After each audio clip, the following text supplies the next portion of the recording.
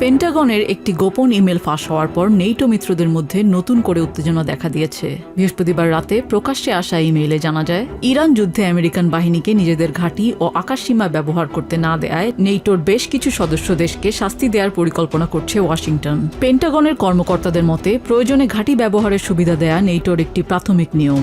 যারা এই সহযোগিতা করেনি তাদের জোটের গুরুত্বপূর্ণ পদ থেকে সরিয়ে দেওয়ার প্রস্তাব দেওয়া হয়েছে। পেন্টাগনের প্রেস সেক্রেটারি কিংসলে উইলসন ইমেইলের কথা স্বীকার করে বলেন, মিত্রদের জন্য আমেরিকা সর্বোচ্চ ত্যাগ স্বীকার করলেও সংকটের সময় তারা পাশে থাকেনি। Our ancestors knew exactly what to do with America's enemies.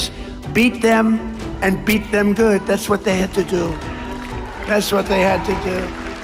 And if NATO teaches us any one thing, and I hope you all watched, because they weren't there for us. If it teaches us any one thing, we have to rely on ourselves. We can't rely on outside countries and outside sources. এই হুমকির কেন্দ্রবিন্দুতে রয়েছে Spain.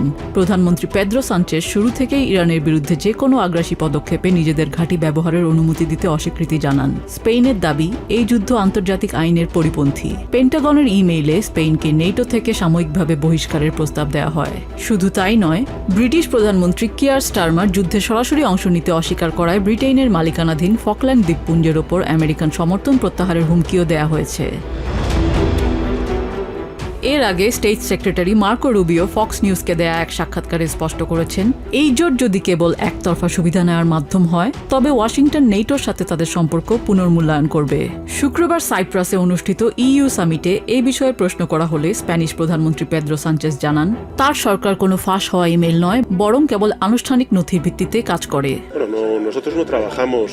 আমরা কোনো ইমেইলের ওপর ভিত্তি করে কাজ করি না। আমরা কাজ করি আমেরিকা সরকারের আনুষ্ঠানিক অবস্থান ও নথিপত্র অনুযায়ী। স্পেনের অবস্থান স্পষ্ট, আমরা মিত্রদের সাথে পূর্ণ সহযোগিতা করতে চাই, তবে তা অবশ্যই হতে হবে আন্তর্জাতিক আইনের আওতায় থেকে। তবে পেন্টাগনের এই হুমকিকে খুব একটা আমলে নিচ্ছে না খোদ নেটো। ব্রাসেলস থেকে জানানো হয়েছে, নেটোর চার্টার অনুযায়ী কোনো সদস্য রাষ্ট্রকে বহিষ্কার বা স্থগিত করার কোনো আইনি সুযোগ নেই। কেবল আর্টিকেল 13 অনুযায়ী কোনো দেশ স্বেচ্ছায় জোট ত্যাগ করতে পারে। প্রতিরক্ষা বিশেষজ্ঞদের মতে, ডোনাল্ড ট্রাম্প এই জোটকে কাগজে বাঘ বলে উপহাস করলেও স্পেন বা ব্রিটেনের মতো গুরুত্বপূর্ণ মিত্রদের দূরে ঠেলে দিলে নেটোর ভিতকে দুর্বল করা হবে। বিশেষ করে হরমুজ প্রণালী বন্ধ হয়ে যাওয়ার ফলে বিশ্বজুড়ে যে জ্বালানি সংকট তৈরি হয়েছে, তা নিরসনে ওয়াশিংটন মিত্রদের নৌবাহিনী ব্যবহারের যে দাবি জানিয়েছে, তা নিয়ে ইউরোপিয়ান মিত্রদের মধ্যে দ্বিধা বিভক্তি এখন স্পষ্ট। If the US were to really publicly announce that they sort of suspend Spain from their defensive support under NATO, that would really go against the very foundation of NATO, because the very idea is NATO security is indivisible. Can't exclude anybody. An attack against one is an attack against all. So it would be gravely damaging to the very idea of the alliance. শুক্রবার সাইপ্রাসে অনুষ্ঠিত European নেতাদের শীর্ষ সম্মেলনে Italy ও Germany সরাসরি স্পেনের সদস্য পদের পক্ষে অবস্থান নিয়েছে। তবে আমেরিকান প্রশাসনের এই রেট্রিবিউশন বা প্রতিশোধ নেয়ার মানসিকতা নেটোর ৭৭ বছরের ইতিহাসে সবচেয়ে বড় ফাটল হিসেবে দেখা হচ্ছে। ইরান যুদ্ধের প্রভাব এবার সরাসরি আঘাত এনেছে তেহরানের ফার্মেসি এবং হাসপাতালগুলোতে। আকাশপথে কার্গো চলাচল বন্ধ হয়ে যাওয়ায় এবং সমুদ্রপথে কড়াকড়ি আরোপের ফলে ওষুধের সাপ্লাই চেইন প্রায় ভেঙে পড়েছে। তেহরানের ইবনে সিনা হাসপাতালের প্রধান আরশ আনিসিয়ান জানিয়েছেন, বর্তমানে কেমোথেরাপির ওষুধ, ব্যথানাশক এবং উচ্চ রক্তচাপের ওষুধের তীব্র সংকট দেখা দিয়েছে। এছাড়া দেশটির পেট্রোকেমিক্যাল শিল্প ক্ষতিগ্রস্ত হওয়ায় সিরিঞ্জ এবং স্যালাইনের মতো সরঞ্জাম তৈরিতেও বাধা সৃষ্টি হয়েছে। যুদ্ধ পরিস্থিতিতে যে কোনো সময় ওষুধের সংকট দেখা দিতে পারে। বিশেষ করে কেমোথেরাপির ওষুধগুলো নিয়ে আমরা সমস্যায় আছি, কারণ কার্গো বিমান চলাচল বন্ধ। এছাড়া পেট্রোকেমিক্যাল উৎপাদন ব্যাহত হওয়ায় স্যালাইন এবং ওষুধের প্যাকেজিং সরঞ্জাম পাওয়া যাচ্ছে না। আমাদের কাছে আর মাত্র 2 মাসের ওষুধের মজুত আছে। যদিও কিছু হাসপাতাল এবং ফার্মেসি এখন পর্যন্ত পরিস্থিতি সামাল দেওয়ার চেষ্টা করছে, তবে দীর্ঘমেয়াদী মজুত নিয়ে বাড়ছে দুশ্চিন্তা। অনেক হাসপাতাল কর্তৃপক্ষ রোগীদের জন্য 1 সপ্তাহের অগ্রিম ওষুধের ব্যাগ গুছিয়ে রাখছে, কিন্তু স্বাস্থ্যকর্মীরা আশঙ্কা করছেন আগামী 2 মাসের মধ্যে কাঁচামাল এবং প্রয়োজনীয় ওষুধের নতুন চালান না পৌঁছালে পরিস্থিতি ভয়াবহ রূপ নিতে পারে।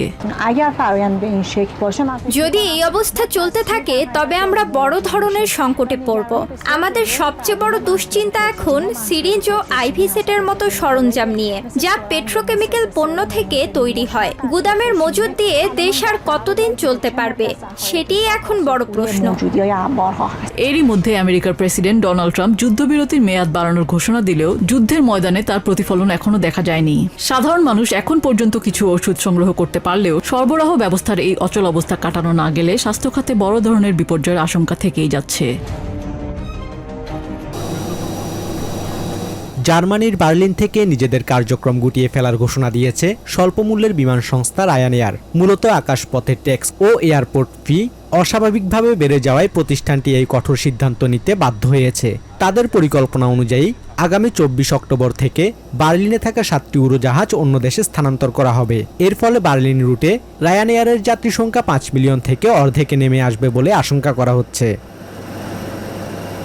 রায়ানএয়ারের প্রধান নির্বাহী এরি উইলসন জার্মানির বর্তমান বিমান পরিবহন ব্যবস্থাকে অত্যন্ত ব্যয়বহুল ও অকার্যকর বলে অভিহিত করেছেন। তিনি জানান, কোভিড পরবর্তী সময়ে জার্মানিতে বিমান চলাচলের খরচ 50% বেড়েছে, যা ইউরোপের অন্যান্য দেশের তুলনায় অনেক বেশি। আর এর ফলে প্রায় 2 শতাধিক পাইলট ও কেবিন ক্রু চাকরি হারাচ্ছেন।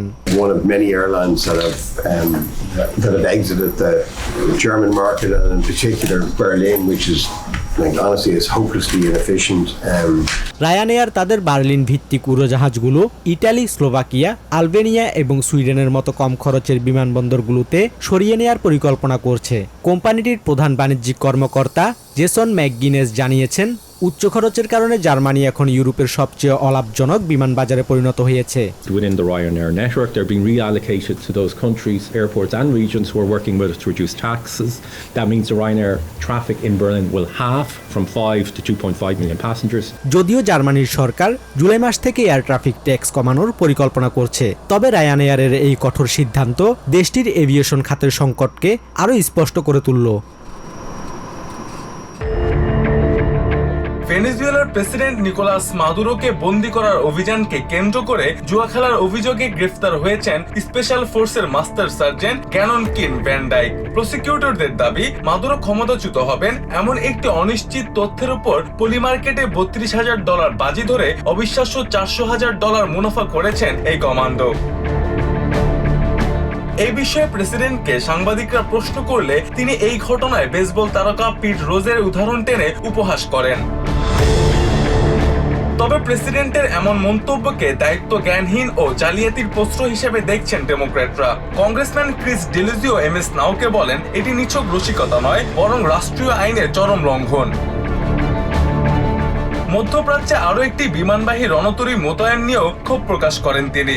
চায়না ও ইন্দো প্যাসিফিক অঞ্চলকে ঝুঁকিতে ফেলে এই যুদ্ধকে বেপরোয়া ও অপ্রয়োজনীয় আখ্যা দেন হাউস আর্মড সার্ভিসেস কমিটির এই সদস্য। ইরান যুদ্ধের অর্থায়ন বন্ধের মাধ্যমে প্রেসিডেন্টকে রুখে দেওয়ার পরামর্শ দেন এই কংগ্রেসম্যান। অভিযুক্ত মাস্টার সার্জেন্ট ক্যানন কেলি ভ্যান ডাইকের বিরুদ্ধে আনা অভিযোগগুলো প্রমাণিত হলে তাকে দীর্ঘ সময় কারাগারে কাটাতে হতে পারে। এমএস নাওকে সাবেক সেনা কর্মকর্তা মার্গারেট ডোনোভান বলেন, অভিযোগ প্রমাণিত হলে কয়েক দশকের জেল হতে পারে এই কমান্ডোর। প্রেডিকশন মার্কেটগুলো এখন পর্যন্ত অনিয়ন্ত্রিত হলেও ডিজিটাল প্রমাণের হাত থেকে অভিযুক্তদের বাঁচার পথ নেই বলেও সতর্ক করেন তিনি। শেয়ার বাজারের চেয়ে অনলাইন প্রেডিকশন মার্কেটগুলো কেন জনস্বার্থ ও জাতীয় নিরাপত্তার জন্য বেশি হুমকি স্বরূপ তা নিয়ে সতর্ক করেছেন সাবেক রিপাবলিকান কংগ্রেসম্যান অ্যাডাম কিনজিঙ্গার। জালিয়াতি ছাড়িয়ে একে সরাসরি জাতীয় নিরাপত্তার ঝুঁকি হিসেবে দেখছেন তিনি। নিউ ইয়র্ক থেকে সম্প্রচারিত TVN 24 টেলিভিশন বিশ্বজুড়ে বাঙালির কণ্ঠস্বর।